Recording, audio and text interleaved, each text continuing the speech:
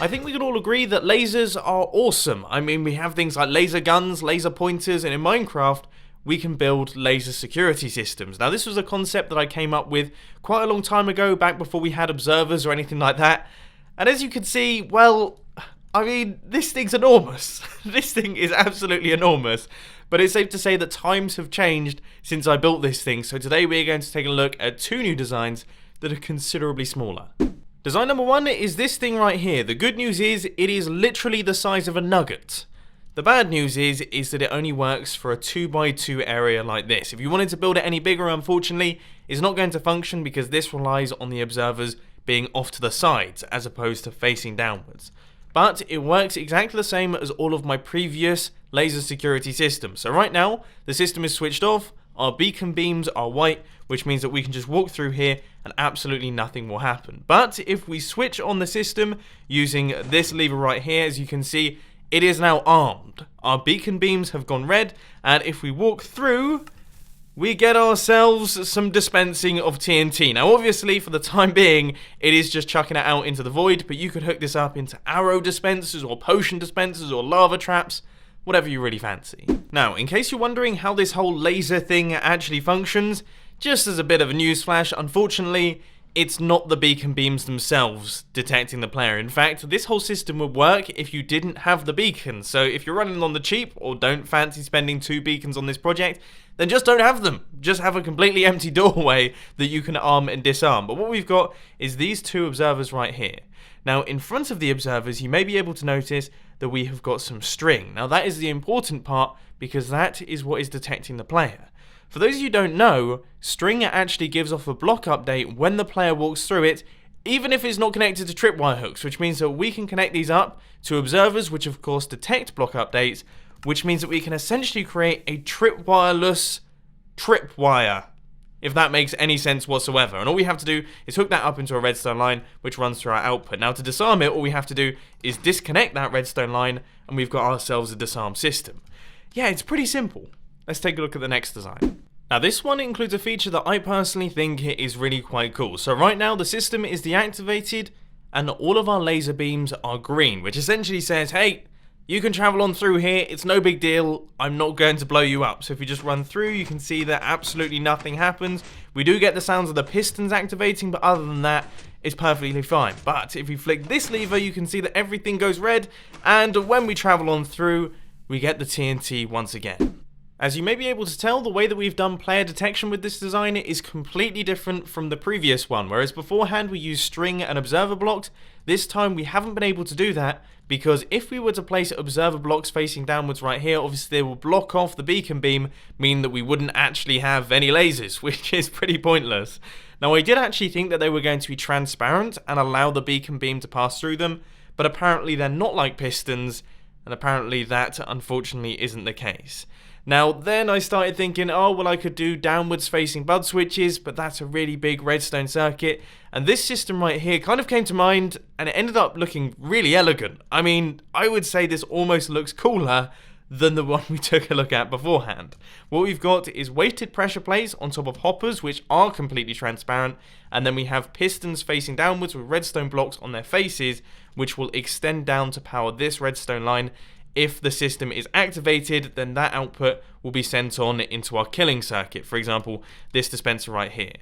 Now, the way that I've done the glass switching is actually really interesting. What we've got is a redstone line which powers all of these pistons, or it unpowers all of these redstone torches, which causes all of these pistons to retract. But then we also have observers which detects the redstone update from this redstone line to then spit out or retract that block. So they kind of do the opposite thing to one another, which is a really compact way of doing it, and it saved a handful of blocks off the total volume. So now I'm going to show you how to build these 2 different designs right here. But before you click off the video, I know you just went to do it. Later on, I'm going to be showing you different killing systems that you can hook up into these things, so stick around for that.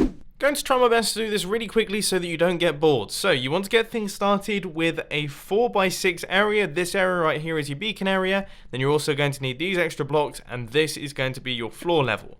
Now you want to place 2 pieces of string right there, and then we're going to have an observer on either side, which is going to be detecting block updates from either one of those. And that block update is going to be running down through these blocks right here, and it's going to make its way across the face of our design. So redstone just winding its way through like that. Then we're going to have a repeater running across like this. We're going to have 2 sticky pistons that are actually going to be facing just across like this, both of which are going to have the redstone glass on their faces. And then we're going to have a sticky piston right here, which is going to be facing across just like that. And then we want to place in a block and then some redstone dust. And if we flick this lever, that means that the system will be deactivated. And if we flick this lever, that means the system will be activated and we can take a redstone output from our strings. Now onto the slightly more chunkier design, and one thing that I kind of glossed over in the original showcase, which, I don't know, it seems like quite an important thing to gloss over, is that this thing is actually expandable. You can have it any size that you really want to. So for this one, we're going to have it 4 blocks wide, and we're going to run a line of redstone across the front just like that. And then we're going to have a line of redstone running across the back with redstone torches under each one of those. Then we're going to have our sticky pistons facing across just like that, and they are going to have our green on the front of them. And then on top of this redstone line, we're going to have the super smart circuit, which is the observer blocks, and then our regular blocks, and then the sticky pistons, and we're going to have our red blocks on their faces. Now if we change the powering, you can see there is the block swapping mechanism. I am proud of this thing. Now it's time for the stuff that actually detects the player. Now the first thing that I suggest doing is just quickly doing a bit of that so that we can easily place in all of the hoppers and then all of the pressure plates on top. And then we're going to have sticky pistons facing downwards next to all of these with our redstone blocks on all of their faces. And that is the full detection system. So then next to this, we're actually going to have all of our redstone inputs. So this block right here is going to be our input. We're going to have a redstone torch on the side of that one with a redstone dust right there, a repeater running out from that block, and then some redstone running down just like this. So the whole system should be activated, and that means that this piston right here should be extended in front of that redstone, which means that if we were to get a redstone output through this thing, that means that that block will be powered, which means we can take a redstone output from the system. But if we grab ourselves a lever, place it on top of this block right here, and give it a flick, you can see that this block retracts, which means that now we cannot detect outputs from these pistons right here. And if we stand on the pressure plates, nothing will activate. Oh, and they've gone green as well. This thing's all done. Now it's time for some actual killing systems. Now for this design right here, you're actually going to have to do some work with the output itself, because as you can see, when we activate the string, it gives 1 output when we stand on it and also 1 output when we stand off it, which means that if you have a system that you don't want activating multiple times, for example you've got TNT involved, you don't want everything to blow up, so you're going to have to build something to prevent all of that. Now the thing that I would suggest doing is creating a comparator pulse extender. So we're going to have some redstone, then we're going to have both of our comparators, and then we want a block right there and redstone dust right there, and then we need to make sure that we extend this pulse out to at least 4 ticks, just to make sure that we don't get any 1-tick flashes through the system. But there we go. Now you can see when we stand on or stand off, or just kind of spam it around, it's not going to completely break the system, which is good.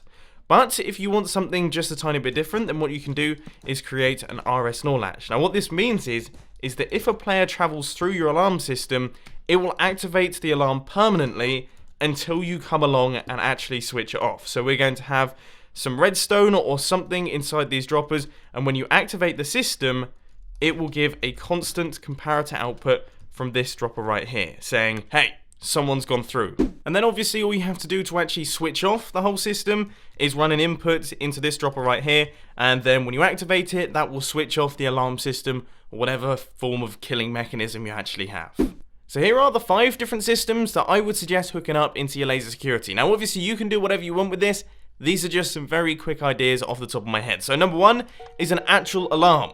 You could hook this up into the RS NOR latch output from it, and it would just go off indefinitely after the alarm has been set off, which means that you would then log into the server and be like, oh no, I've been burgled, I should probably check out all of my chests. And all I've done is hooked up a comparator clock into a handful of very high-pitched note blocks.